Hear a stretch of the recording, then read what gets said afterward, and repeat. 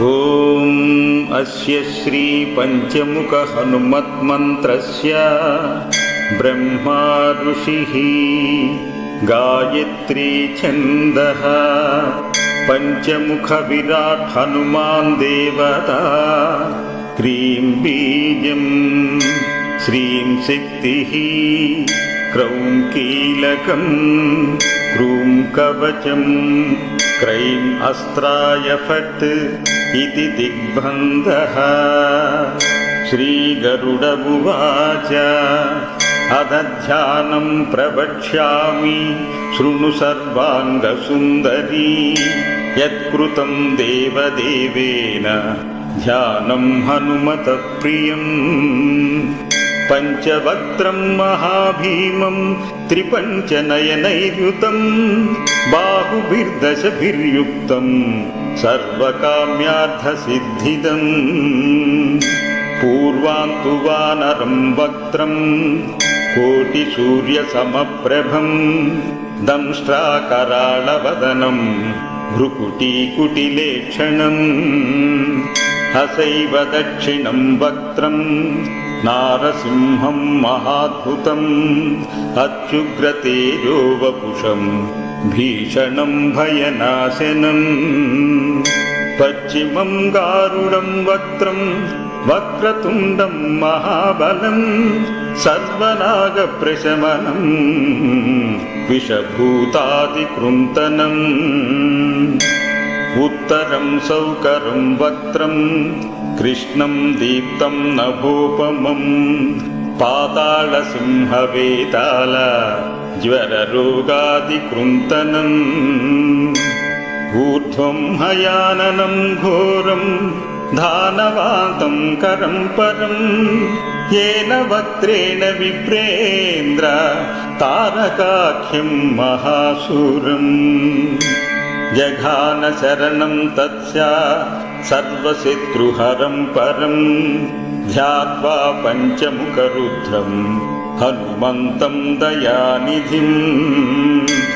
ఖడ్గం త్రిశూలం ఖడ్వాంగం పాశమంకుశపర్వతం ముష్టిం కౌమదికీం వక్షం ధారయంతం కమండలుం. భిందిపాలం జ్ఞానముద్రాం దశభిర్పునిపుంగవం ఏతాన్యాయుధజాలాని ధారయంతం భజామ్యహం. ప్రేతాసనో విపిష్టం తం సర్వాభరణభూషితం దివ్యమాలాంబరధరం దివ్యగంధానులేపనం. సర్వాశ్చర్యమయం దేవం హనుమద్విశ్వతోముఖం పంచాస్యమచ్యుతమనేక విచిత్రవర్ణం వక్త్రం శశాంకశిఖిరం కపిరాజవర్యం. పీతాంబరాదిముకుటైరుపశోభితాంగం పింగాక్షమాద్యమినిశం మనసా స్మరామి. మర్కటేశం మహోత్సాహం సర్వశత్రుహరం పరం శత్రుం సంహార మాం రక్ష శ్రీమన్నాపాదముద్ధర. ఓం హరిమర్కట మర్కట మంత్రమిదం పరిలిఖ్యతి లిఖ్యతి వామతలే యది నశ్యతి నశ్యతి శత్రుకులం యది ముంచతి ముంచతి వామలత. ఓం హరిమర్కటాయ స్వాహా. ఓం నమో భగవతే పంచవదనాయ పూర్వకపిముఖాయ సకలశత్రుసంహారకాయ స్వాహా.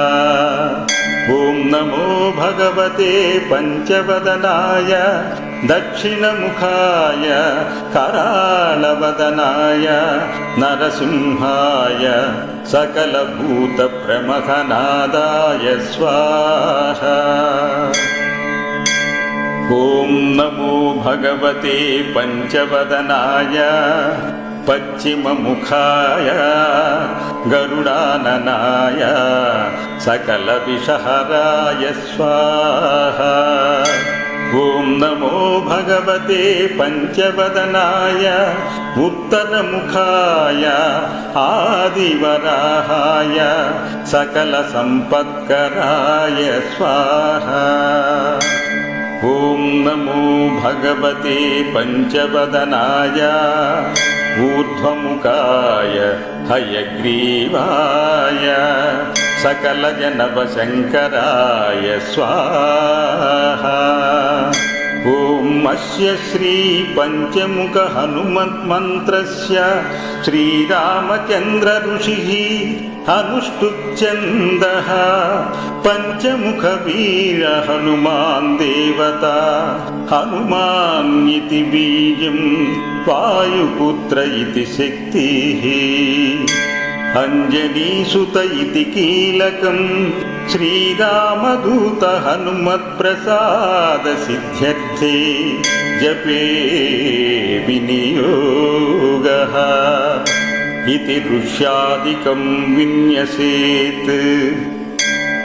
ॐ अञ्जनीसुताय अङ्गुष्ठाभ्यां नमः। ॐ रुद्रमूर्तये तर्जनीभ्यां नमः। ॐ वायुपुत्राय मध्यमाभ्यां नमः।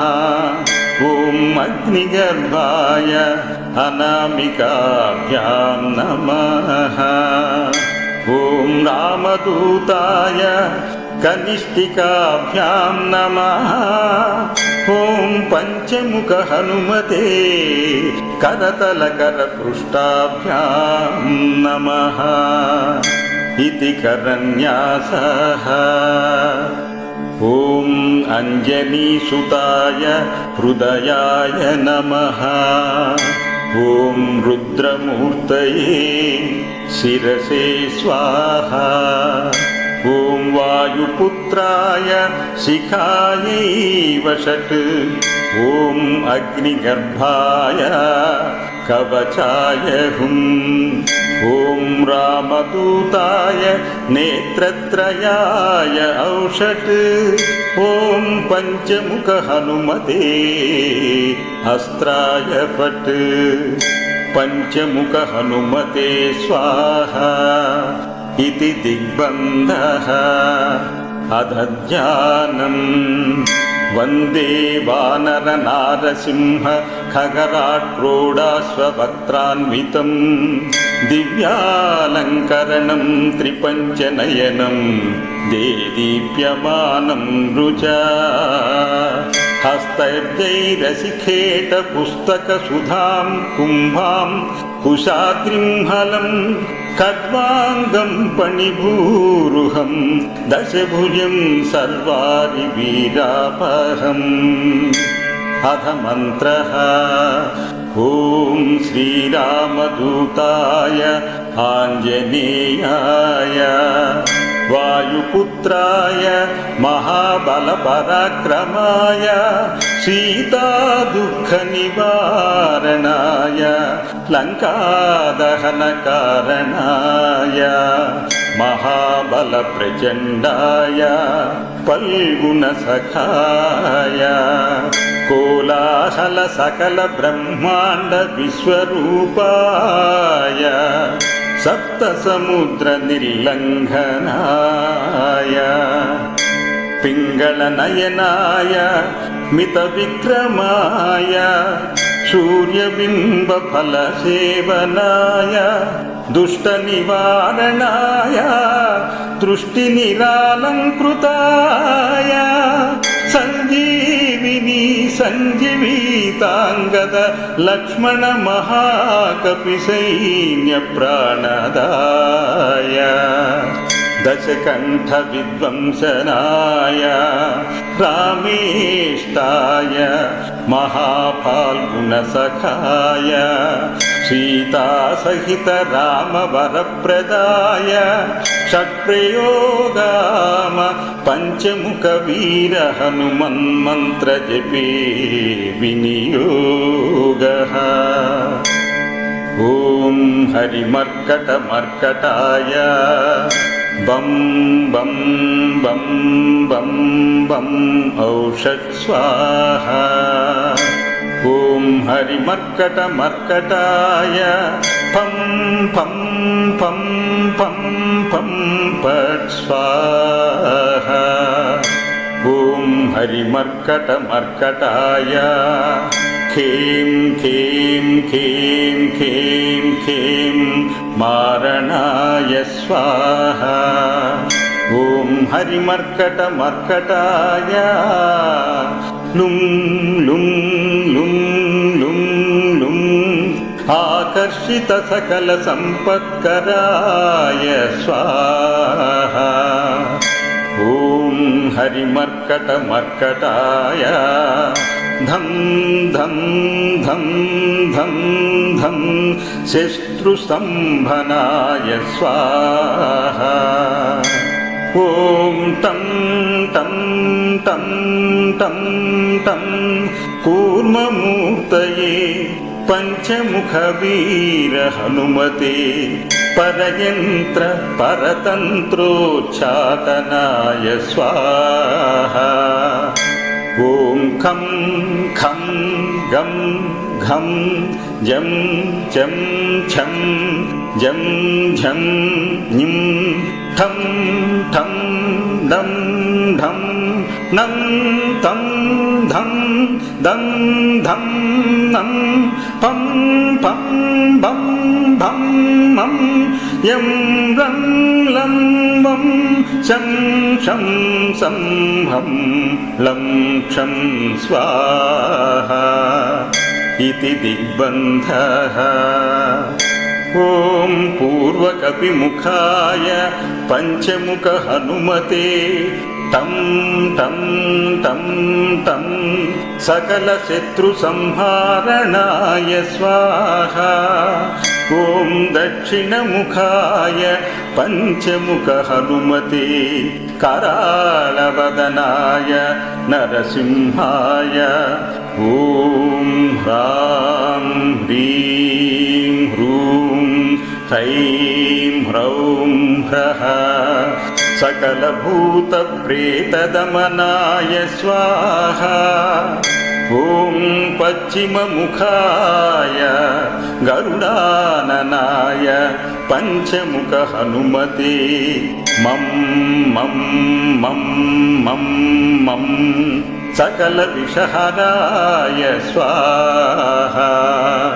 ॐ उत्तरमुखाय आदिवराहाय लं लं लं लं लं नृसिंहाय नीलकण्ठमूर्तये पंचमुख हनुमते स्वाहा।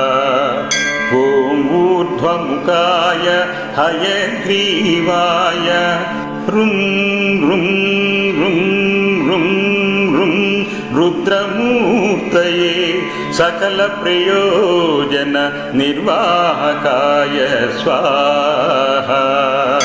ॐ मञ्जनीसुताय वायुपुत्राय महाबलाय सीताशोकनिवारणाय श्रीरामचन्द्रकृपापादुकाय महावीर्यप्रमथनाय ब्रह्माण्डनाथाय कामदाय पंचमुखवीर हनुमते स्वाहा। भूतप्रेत पिशाच ब्रह्मराक्षस शाकिनी ढाकिन्यन्त ऋक्षग्रह परयंत्र परतंत्रोच्छदनाय स्वाहा। सकल प्रयोजन निर्वाहकाय पंचमुखवीर हनुमते श्रीरामचंद्र वरप्रसादाय जं जं जं जं जं स्वाहा। इदं कवचं पठित्वा तु महाकवचं पठे नरः एकवारं जपे स्तोत्रं सर्वशत्रुनिवारणं द्विवारं तु पठे नित्यं पुत्रपौत्रप्रवर्धनम् त्रिवारं च पठे नित्यं सर्वसम्पत्करं शुभम् चतुर्वारं पठे नित्यं सर्वरोगनिवारणम् पञ्चवारं पठे नित्यं सर्वलोकवशङ्करं षड्वारं च पठे नित्यं सर्वदेवशङ्करं सप्तवारं पठे नित्यं सर्वसौभाग्यदायकम् अष्टवारं पठे नित्यमिष्टकाम्यार्थसिद्धिदम् नववारं पठे नित्यं राजभोगमवाप्नुयात् दशवारं पठे नित्यं त्रैलोक्यज्ञानदर्शनम् रुद्रावृत्तिं पठे नित्यं सर्वसिद्धिर्भवेत् ध्रुवम् निर्फलो रोगयुक्तश्च महाव्याध्यादिपीडितः